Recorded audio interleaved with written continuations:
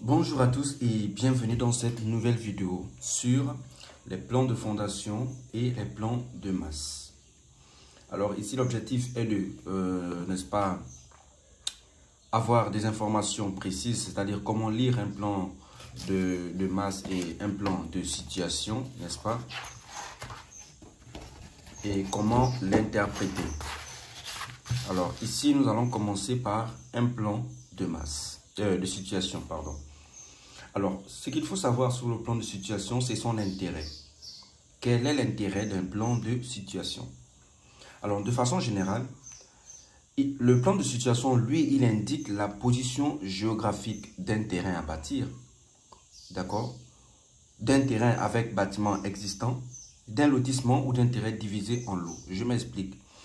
Quand nous disons que le plan de situation indique la position géographique d'un terrain à bâtir, ça veut dire par rapport à des villes, par rapport à un quartier, à un terrain, à une rue, on oriente, sinon on montre la position du terrain que l'on veut construire. Comme ici en noir, ça représente, n'est-ce pas, le terrain que l'on veut construire par rapport à une rue, une route, un quartier. D'accord? Et donc, quand on dit d'un terrain avec bâtiment existant, ça veut dire on indique notre terrain avec des bâtiments existants pour montrer sa position exacte sur la ville, sur le quartier, etc.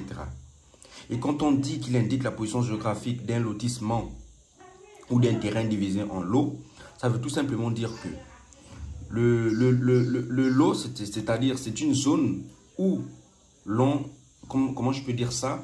Quand on parle de lot, on parle là en fait de zone. Je prends un exemple. Nous avons, par exemple, ce grand carré ou ce rectangle. Les lots, ce sont des parcelles de terrain, n'est-ce pas, qui ne sont pas forcément régulières, d'accord? C'est ça, les lots, les parcelles de terrain. Et peut-être encore, il y a une rue ou une route qui passe au milieu. Et de l'autre côté, on a encore des lots. Des lots, ce sont des parcelles de terrain. Voilà. Et quand on dit lotissement, c'est une zone qui est composée de lots. Voilà. Et donc, c'est ce qu'il faut savoir sur le plan de situation. Aussi, il situe le terrain par rapport à une voie connue, comme je viens de le dire. Notre terrain ici en noir est situé par rapport à une rue, à une route, à un quartier. Cela dépendra. Ou à un boulevard, ou un chemin vicinal. Voilà. Voilà, vous allez me poser la question qui est celle de savoir c'est quoi un chemin vicinal. Alors tout simplement, un chemin vicinal, n'est-ce pas? C'est une voie de circulation qui est plutôt étroite, donc très petite, située généralement en milieu rural ou périurbain, tout simplement. Et il relie des localités, des exploitations agricoles ou d'autres encore, ou d'autres lieux d'intérêt bien sûr, et est principalement utilisé par les piétons. Voilà, c'est un chemin le plus souvent utilisé par les piétons, les cyclistes ou encore les véhicules agricoles, tout simplement. Voilà. C'est ce qu'il faut savoir sur le plan de situation. Maintenant, nous allons parler des conventions utilisées dans les plans de situation, c'est-à-dire le mode de représentation, les traits qu'il faut utiliser. En même temps, on va parler aussi des repérages, c'est-à-dire comment repérer certains éléments dans un plan de situation. Et on va aussi parler des échelles et de l'orientation, tout simplement. Alors, on va commencer par le repérage du terrain sur le plan de situation. Pour repérer votre terrain sur un plan de situation, il faut voir d'abord un pochage en noir ou en trait ou des hachures. Je m'explique.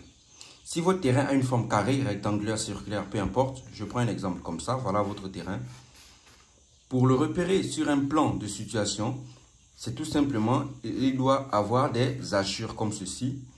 Ou encore, je reprends la même chose, il doit être totalement poché en noir comme vous voyez ici. Voilà, une fois que vous voyez cet élément, c'est qu'il s'agit de votre terrain. À défaut de cela, vous allez voir en plus un cercle en trait fin pour bien mentionner qu'il s'agit là de votre terrain. Il peut y avoir plusieurs zones, sinon plusieurs terrains pochés en noir, mais reste à savoir lequel de ces terrains vous appartient. Il va juste suffire de regarder le cercle fin qui entoure le terrain et là, il s'agira bien sûr de votre terrain. Donc, pour repérer un terrain, il faut que votre terrain soit hachuré ou pochée en noir avec un cercle en trait fin pour désigner, n'est-ce pas, votre terrain. On peut aussi ajouter le nom de votre terrain. Si c'est votre nom, monsieur terrain de monsieur tel, on peut y ajouter pour avoir des informations encore plus précises sur votre terrain. Exemple, lotissement, les jardins, par exemple. Ça veut dire, si on a plusieurs lots ici, on a encore un lot là, un lot ici, vous allez mettre votre nom. Par exemple, lot numéro 26, comme vous pouvez le voir l'exemple ici, vous pouvez mettre à l'intérieur lot numéro 26 et le nom du propriétaire, tout simplement. Voilà. En ce qui concerne les échelles de représentation, les échelles de représentation en ce qui concerne les plans de situation sont toujours à l'échelle 1/10 millième ou l'échelle 1/5 millième. Voilà. Pourquoi? Parce que ce sont des échelles, des échelles de, on va pas dire d'agrandissement, ce sont des échelles de rétrécissement, d'accord? Des échelles de réduction, parce que un plan de situation, c'est un plan normalement vu de haut. Et donc, plus on monte, plus l'échelle devient grand. Et plus l'échelle est grande, plus le dessin il est petit, tout simplement. Voilà, et là, j'ai fait ce dessin. Bon, c'est pas vraiment à l'échelle, mais j'ai mis l'échelle pour vous montrer quelles sont les échelles, n'est-ce pas, utilisées en plan de situation. Les échelles utilisées en plan de situation sont les échelles à 1/5 millième et les échelles à 1/10 millième. En ce qui concerne l'orientation, ben là, il s'agit juste de mentionner le nord, tout simplement, pour voir comment votre lot, votre lotissement ou votre terrain est orienté. Il faut bien mettre la mention du nord, comme dans tous les plans d'architecture d'ailleurs, on a toujours la mention du nord, sinon on ne pourra pas savoir comment est orienté notre terrain et donc on ne pourra pas bien concevoir notre maison, etc., etc. Donc, en ce qui concerne l'orientation, il faut toujours indiquer le nord géographique. C'est tout ce qu'il faut savoir sur le plan de situation. Revenons, maintenant nous allons parler du plan de masse, ici. J'espère que vous voyez bien. Voilà. Le plan de masse. Alors, ici, on va aussi détailler comme on l'a fait pour le plan de situation. Là, nous allons parler des intérêts, des conventions utilisées et des conventions utilisées. Voilà. Et donc, en ce qui concerne le plan de masse, quel est l'intérêt d'un plan de masse? Comme vous pouvez le voir ici, le plan de masse, lui, par contre, il précise la zone d'implantation de l'ensemble à bâtir sur un terrain isolé ou en lot. Je répète, le plan de masse précise, n'est-ce pas, la zone d'implantation de l'ensemble à bâtir sur un terrain isolé ou un lot. Contrairement au plan de situation qui indique la position géographique d'un terrain par rapport à une voie, un boulevard, une route, un chemin vicinal, un quartier, etc. Le plan de masse, lui, il précise avec exactitude la zone où sera implanté notre terrain ou notre lot. Ça veut dire, j'ai pris un petit exemple ici. Vous voyez là des petits rectangles qui font mention de lot. Donc, on a le lot 1, L1, L2, L3, L4. Lot 1, lot 2, lot 3, lot 4. En plan de situation, on va voir tous ces lots-là, tous les lots 4. Mais en plan de masse, on va zoomer un peu plus. D'accord? En plan de masse, on va zoomer un peu plus sur le lot qui nous appartient. Voilà pourquoi on dit, il précise avec exactitude la zone d'implantation. Donc là, on va zoomer sur notre zone, comme vous pouvez le voir. J'ai mis en trait interrompu ici le lot 4 pour vous montrer que quand il s'agit du plan de masse, on va spécialement zoomer sur notre lot ou sur notre terrain pour avoir la zone d'implantation exacte pour bâtir notre terrain, etc. Pour bâtir sur notre terrain, etc. Donc, c'est ce qu'il faut savoir sur son intérêt. Il indique entre autres, n'est-ce pas, l'orientation géographique, bien sûr, toujours le nord, sur tous les plans, que ce soit plan d'architecture, plan de maison, c'est la même chose, plan de masse, plan de situation, il faut toujours faire la mention du nord, à l'exception des coupes. Les coupes, on n'a pas besoin de mettre l'orientation du nord parce que c'est une coupe verticale, je ne vois pas le rapport pour mettre une orientation géographique. Voilà, et donc je disais, il indique entre autres l'orientation géographique qui est de faire la mention du nord, le numéro du lot ou la référence cadastrale. Je m'explique. Je dis ici le numéro du lot, donc il indique le plan de masse indique le numéro du lot ou la référence cadastrale. Je vais prendre un exemple. Ici, quand on parle du numéro du lot, on a plusieurs lots. Vous avez vu ici dans l'exemple, lot 1, lot 2, lot 3, lot 4. Le numéro ici, c'est 1, 2, 3, 4. Donc, sur votre plan de masse, il doit y avoir la mention du numéro de votre lot.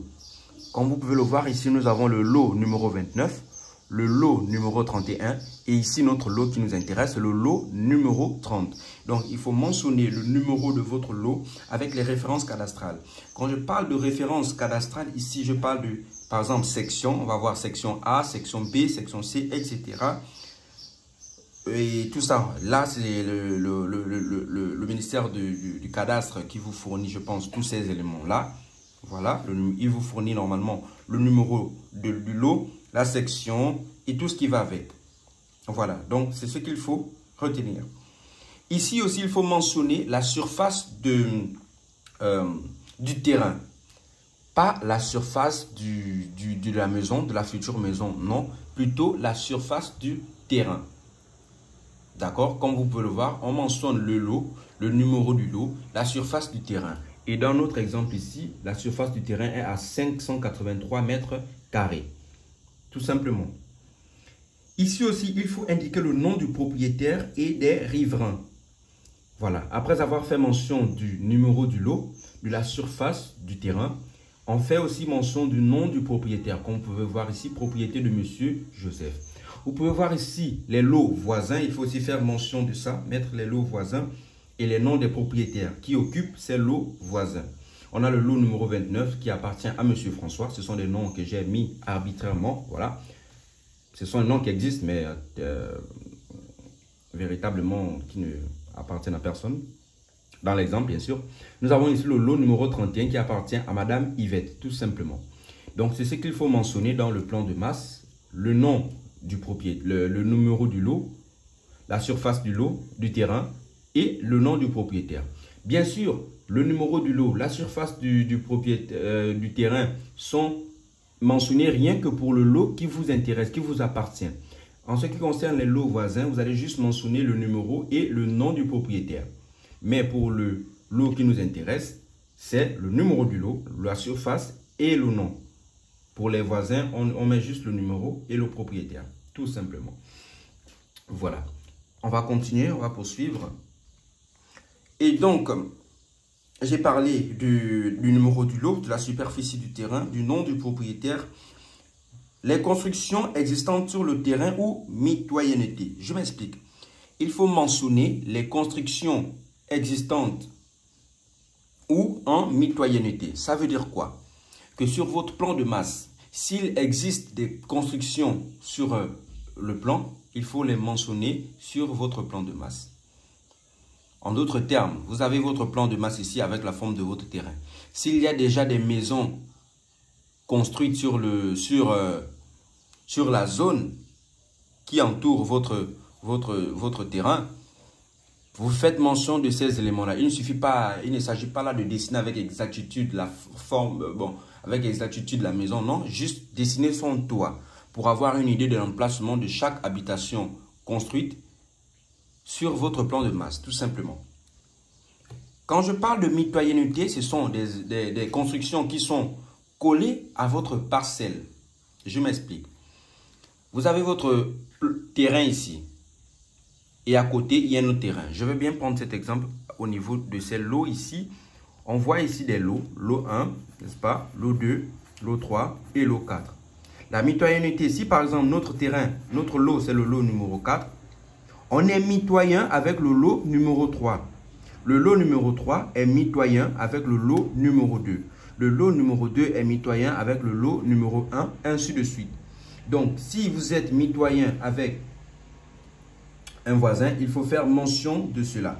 Par exemple, ici, on a le lot numéro 30. On est mitoyen avec le lot numéro 31. D'où cette représentation. Je vais vous expliquer à quoi sert cette représentation. Cette représentation indique, n'est-ce pas, qu'on est mitoyen. Donc, notre terrain ici est mitoyen au lot numéro 31, tout simplement. Voilà. Il faut faire mention de ça. Quand vous êtes mitoyen, il faut faire la mention de mitoyenneté par cet élément-là. Je vais vous expliquer le type de représentation dans un plan de masse et un plan de situation. On continue. Donc, il faut aussi mentionner les côtes nécessaires à l'implantation. Quand je parle de côtes nécessaires à l'implantation, c'est tout simplement la longueur, la largeur de votre terrain. S'il y a des décrochements, comme vous pouvez le voir ici, vous faites mention de ça. Ici, on a un terrain de... On a une implantation de 15 mètres 80 en longueur et de 9 mètres 90 en largeur. C'est de ça qu'il s'agit quand on parle de côtes nécessaires à l'implantation. Il faut aussi faire mention des réseaux. Quand on entend par réseau, les réseaux ici, je parle là d'alimentation en eau potable, en distribution d'électricité, en téléphone, etc. D'évacuation des eaux pluviales, des eaux usées ou des eaux vannes. De l'assainissement individuel éventuellement, bien sûr. Je m'explique. Il faut faire la mention des eaux. Où vont passer les eaux usées, où vont passer les eaux vannes, où vont passer les eaux pluviales, où vont passer l'eau potable, où va passer l'électricité, où va placer le câblage téléphone et autres. Et donc ici, il faut faire cette mention-là par des traits de représentation. Je vais vous expliquer, il y aura un tableau spécifique qui vous permet de connaître les différents types de représentations dans un plan de situation ou de masse. Ici, par exemple, on voit, là c'est la rue, d'accord? Comme vous pouvez le voir, rue Jeanne d'Arc. Si on vient sur notre plan de situation, n'est-ce pas? On va voir que notre terrain, il est là, sur la rue Jeanne d'Arc. Et notre plan de masse nous le confirme bien que nous sommes sur la rue Jeanne d'Arc. Et ici, on voit en trait interrompu, voilà, l'eau potable. Bien sûr, ça continue certainement, mais vous pouvez mettre juste une partie pour montrer que notre canalisation, notre alimentation en eau potable passe sous la rue. Voilà, vous mettez en trait interrompu pour indiquer l'eau potable. Et bien sûr, vous écrivez eau potable. Voilà. Vous avez ici l'évacuation des égouts pour les égouts. Donc ici, c'est un regard, n'est-ce pas? C'est comme ça que l'on représente le regard sur un plan de masse.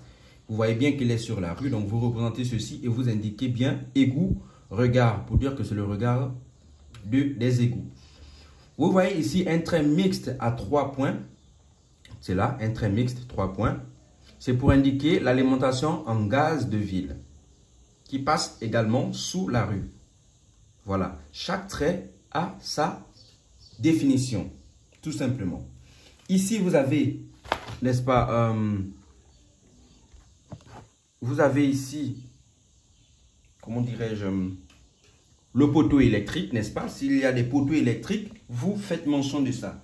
Comme je le disais, je vais vous expliquer étape par étape, n'est-ce pas, les différents éléments représentatifs dans un plan de situation ou un plan de masse, tout simplement.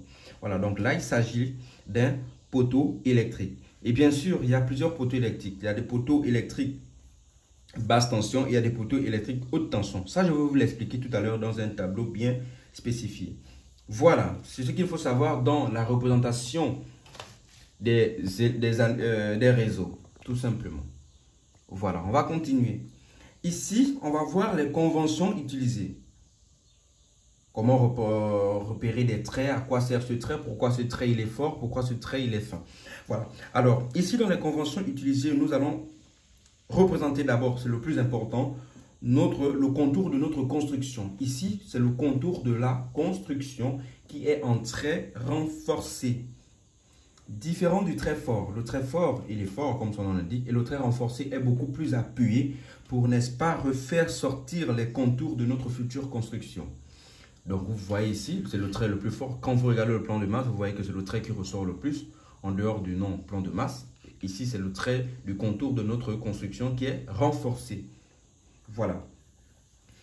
Les échelles dans les plans de masse varient entre l'échelle 1 250e et l'échelle 1 500e. On peut aussi avoir l'échelle 1 200e. Donc, ça varie entre 3 échelles, n'est-ce pas? L'échelle 1 200e, l'échelle 1 250e et l'échelle 1 500e. Tout simplement. Bien sûr aussi, nous avons le nord, n'est-ce pas? C'est ici, l'orientation géographique, toujours mentionné le nord.